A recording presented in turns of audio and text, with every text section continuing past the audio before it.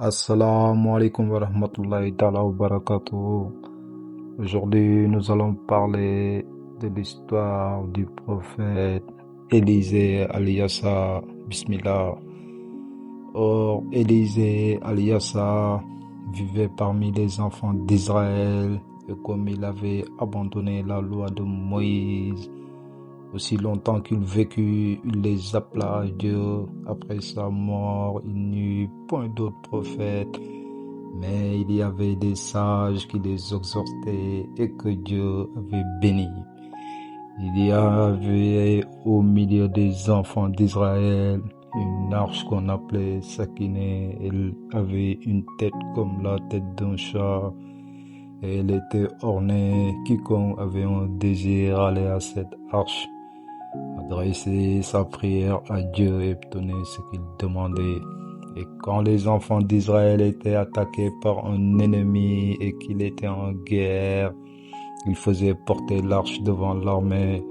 Dans le combat, un bruit semblable à la voix d'un chat en sortait, et Dieu remplissait les cœurs des ennemis de crainte et de terreur, de sorte qu'ils prenaient la fuite. Les enfants d'Israël se reposaient entièrement sur cette arche, comme il est dit dans le Coran.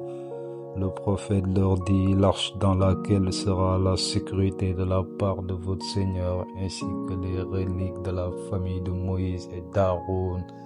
Les anges la porteront, etc. Surah 2, verset 248. La relique de Moïse était la verge, celle d'Aaron sa mitre.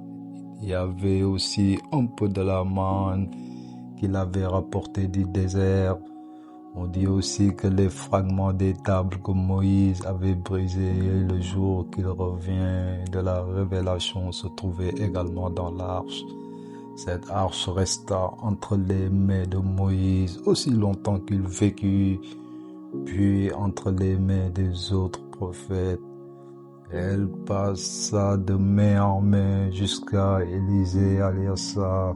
Après la mort d'Élisée Aliassa, elle demeura entre les mains des enfants d'Israël qui commirent avec elle des abus et s'abandonnèrent à la fornication, à l'amour contre nature, au meurtre, au mensonge et à d'autres crimes, et la loi de Moïse fut délaissée et personne n'y resta attaché, à l'exception de quelques hommes.